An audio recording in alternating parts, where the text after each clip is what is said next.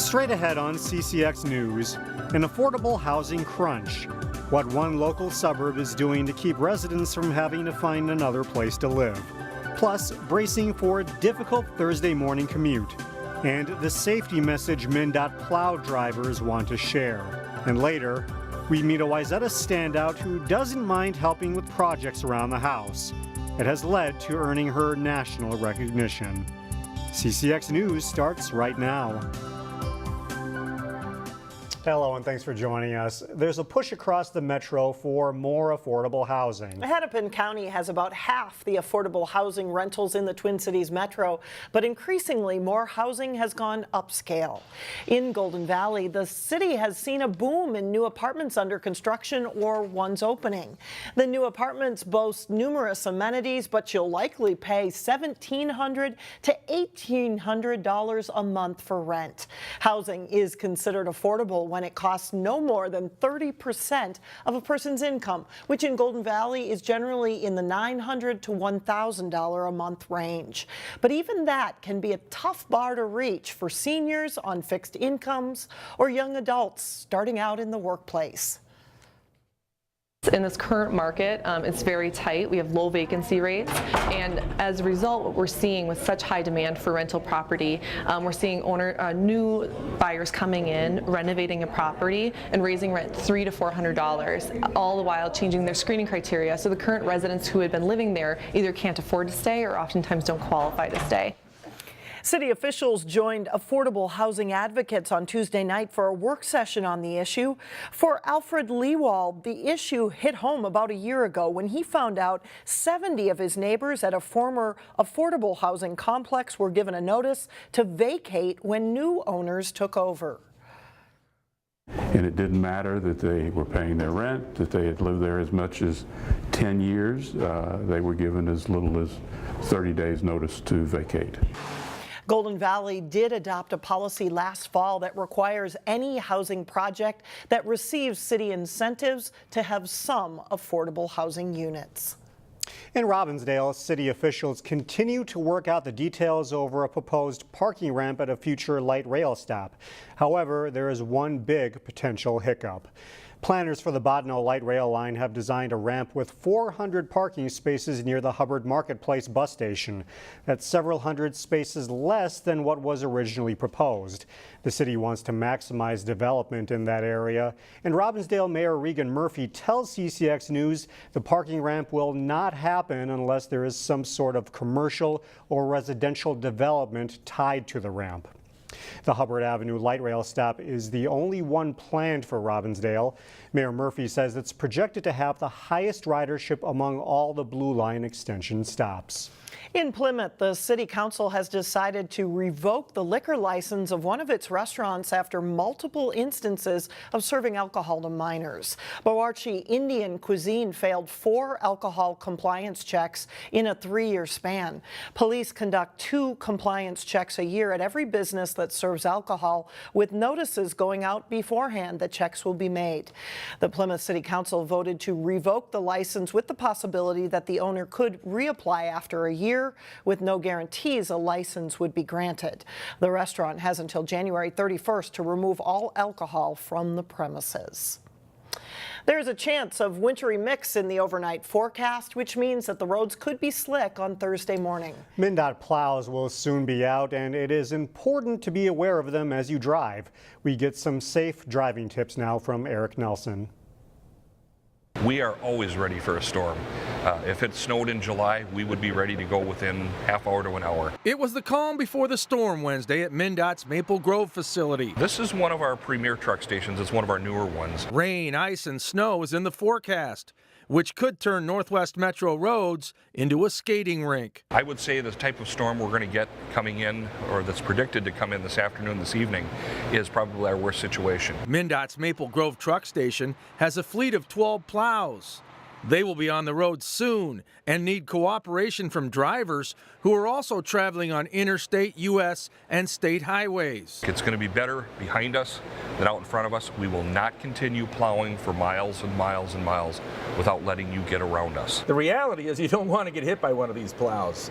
They weigh up to 30,000 pounds. So if you're driving behind one of these huge orange trucks, give them a lot of room. It's all about space and speed. To avoid getting plowed, slow down and stay far away. Our trucks weigh 7.5 times what a vehicle does, what a regular passenger vehicle does, and we always win. Even though snow totals are down this season, there have been 22 crashes involving vehicles and snow plows. One accident is way too much as far as I'm concerned. With cameras now in some plows, MnDOT has cutting-edge technology to aid drivers. Go to 511mindot.org to get a windshield view and see how challenging it is to clear the roads. Get on there and see what the plow drivers are seeing.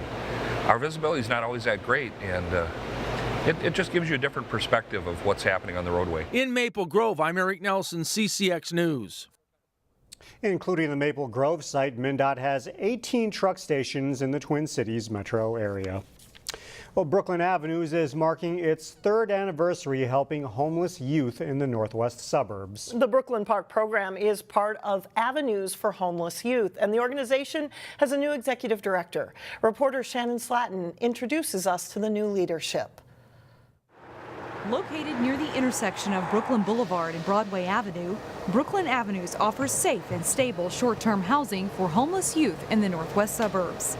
This program is part of Avenues for Homeless Youth, which now has a new executive director, Catherine Mears. So Catherine, what can you tell us about youth homelessness in the suburbs? So we know that on any given night in Minnesota, 6,000 youth are homeless and unaccompanied, and they are everywhere. They are in the suburbs as well as in rural communities and in the city. They're disproportionately youth of color and identify as LGBTQ. And we also know that young people don't choose to be homeless. They would much rather be at home and with their families and safe. They become homeless when adults and systems fail them.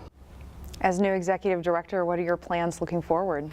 At Avenues, our mission is to help young people go from surviving the streets to be thriving young adults, and we are doing that very successfully. We would love to do more of it. We serve about 300 youth a year, and we can definitely grow to continue to meet the need. We also need to adapt to meet emerging needs among our young people. A great example of that is mental health. We see youth coming to us with more and more severe mental health needs. So we provide on-site mental health services. We would like to be able to expand to provide mental health services to the families of the youth that we're serving, because that would help with reunification of youth and their families. If someone's watching at home and they want to get involved, how do they do that? Oh, we have many great opportunities for the community to get involved. They can donate in-kind donations or money, volunteer. We have volunteer opportunities for groups and individuals. Visit our website, avenuesforyouth.org, to learn more about volunteer opportunities, helping us raise awareness, and coming to events. We have an event tonight, Wednesday, at our Minneapolis location. It's an open house, so you can meet our youth and tour the facility. And then on February 28th, we're having a celebration of the 3rd anniversary of our opening Brooklyn Park, and that will be at 6 p.m. at the Elks Club. So I hope the community will come and join us. And we have more information posted on our website at ccxmedia.org about how to get involved in Avenues for Youth, and also the dates that Catherine mentioned. Still ahead, we head to Wayzata High School to meet a standout student who has carved out her own niche. Plus, the Wayzata girls hockey team shoots for another win to continue their hot streak. That's later in sports. But first, turning cold and windy. Temperatures are expected to dip below 0. We'll be right back. Sometimes it takes years for people to discover a talent that they truly feel passionate about. But today's standout student from Wayzata High School discovered her talent at a young age in a field that not many women gravitate toward. 1, 2. Success in any field takes practice. Next week, Claire Bollig and the rest of her wind ensemble will be performing. So they're trying to get their part just right.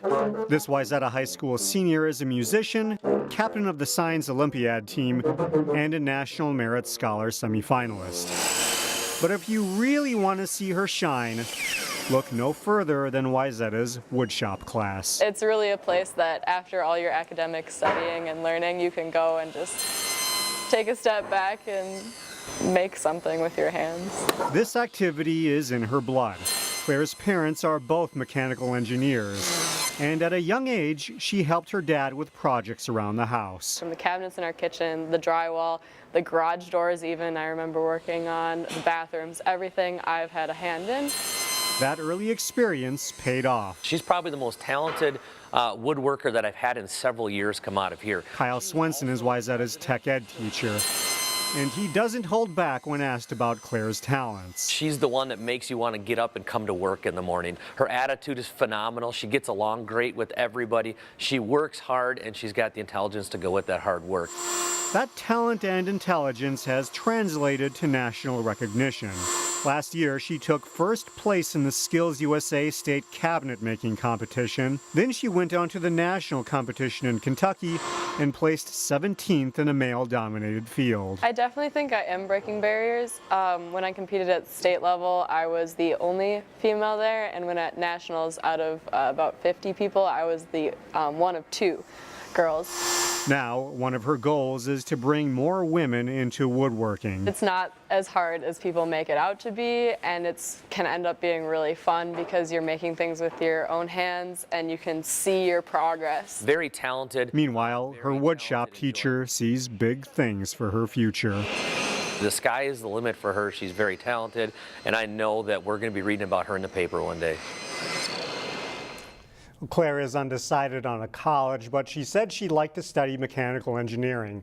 And she tells me cabinet making will always be in her future. She plans to go for another state title in March. Well, still ahead, a popular spot to visit in Plymouth seen in a whole new light. But first, Osseo and Champlin Park renew their boys basketball rivalry with an overtime battle. John Jacobson is in next.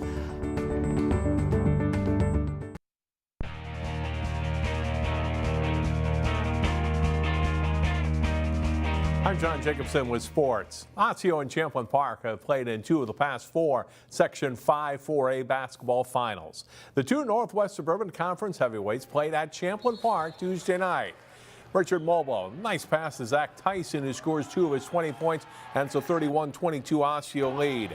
Final seconds of the first half, Josiah Strong nails a 3 for the Rebels, 14 points in the game for Strong. Second half, Mobo gets the steal, and then the return pass for the hoop, and the Orioles go up by 10. Nice pass inside. Johnson followed to Anthony Williams. He finishes as Osseo takes control of this one. But Mark Tucksher's team responds. 6'7" junior Alex John gets the steal and goes in for the dunk, cutting the lead to 3.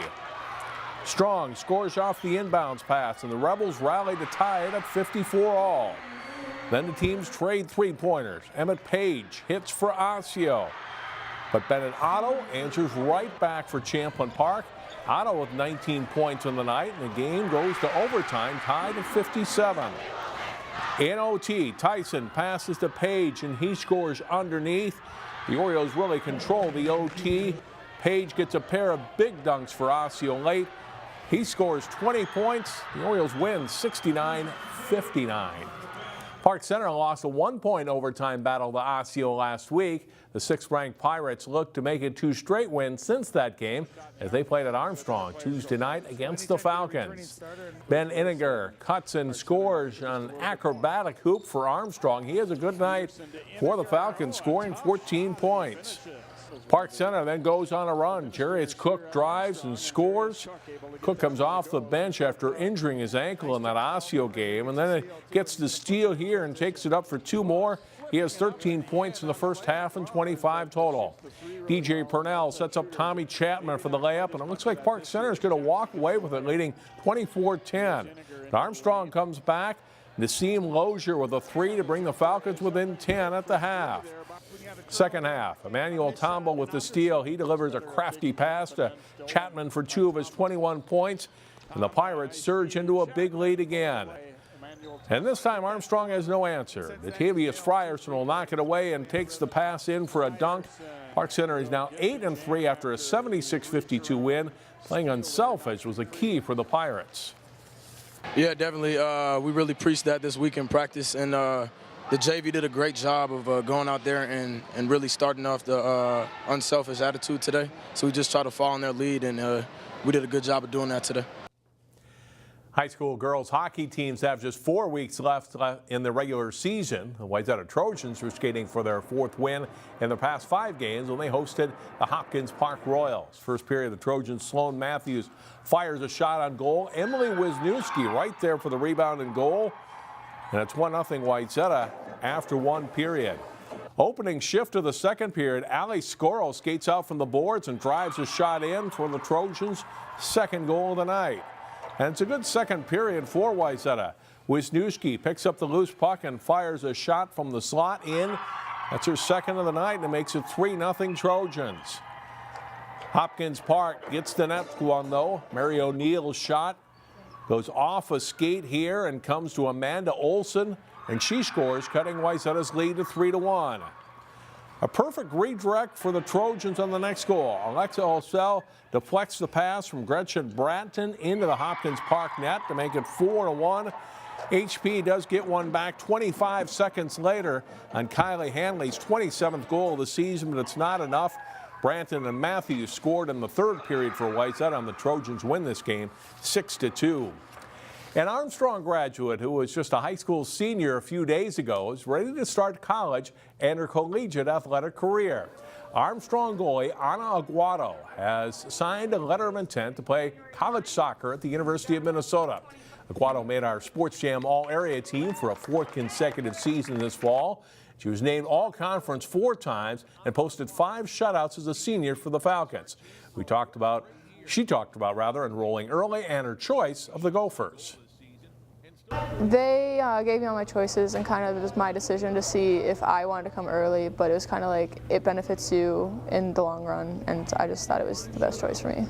It just, it felt like home. I lived here all my life, and it's just like, it's one of those things that's like, when you know home is home, you just have to kind of stay there, and it's a great facilities and great people there, so it just felt right. And Anna will start classes at the University of Minnesota when the spring semester starts next Tuesday. And that's all for sports. We're back with more in a moment. And finally, it is time to lace up your skates. Plymouth's Millennium Garden is being transformed into a skating wonderland. The garden's pond is a little soupy right now, but cold weather is moving in.